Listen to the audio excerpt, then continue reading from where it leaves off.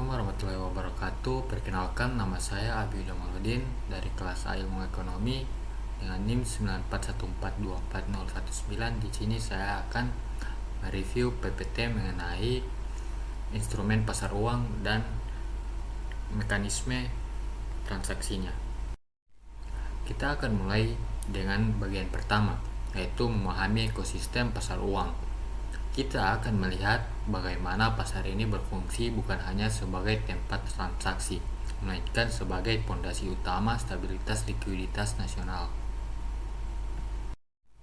Apa itu pasar uang? Secara sederhana, ini adalah jembatan likuiditas. Pasar uang memfasilitasi aset keuangan jangka pendek, biasanya di bawah 1 tahun. Relevansinya sangat krusial.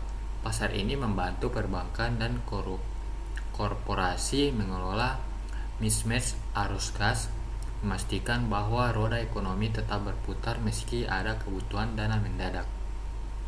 Instrumen utama dalam konteks ini terdapat instrumen-instrumen kunci, mulai dari SBI atau SRBI yang digunakan Bank Indonesia untuk mengontrol jumlah uang beredar, call money untuk kebutuhan antar bank yang sangat mendesak, hingga commercial paper yang menjadi andalan korporasi untuk mendapatkan pendanaan modal kerja secara cepat. Klasifikasi dan profil.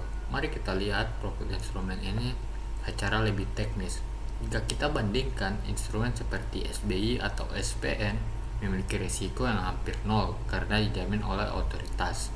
Sebaiknya, commercial paper menawarkan imbal hasil yang lebih kompetitif namun dengan risiko menengah karena sifatnya yang unsecure atau tanpa jaminan. Mekanisme transaksi. Bagaimana transaksi terjadi? Prosesnya sangat terukur dalam 5 langkah, dimulai dari identifikasi kebutuhan dana, pembelian instrumen, negosiasi suku bunga, hingga tahap krusial yaitu settlement melalui sistem BI RTGS. Penggunaan RTGS memastikan bahwa pemindahan dana terjadi secara real time dan bersifat final. Pendanaan korporasi atau commercial paper. Masuk ke studi kasus, kita melihat bagaimana korporasi besar menggunakan commercial paper.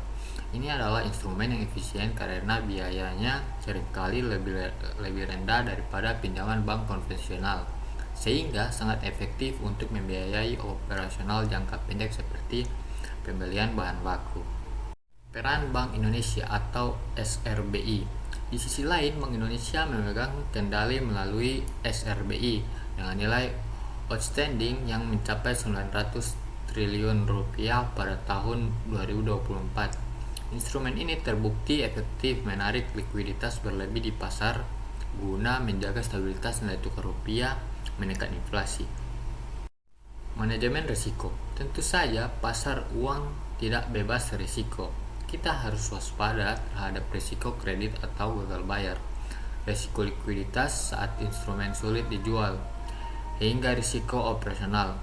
Kuncinya adalah pengelolaan risiko yang bijak melalui kepatuhan regulasi OJK dan Bank Indonesia. Perbandingan imbal hasil.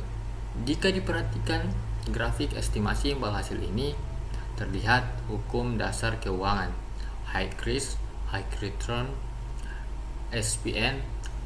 Pemerintah memberikan bunga paling stabil, sementara commercial paper korporasi memberikan yield tertinggi sebagai kompensasi atas risiko yang diambil investor. Kesimpulan. Sebagai penutup, poin utama yang dapat kita petik adalah pasar uang di Indonesia saat ini sudah sangat matang dan terintegrasi dengan teknologi.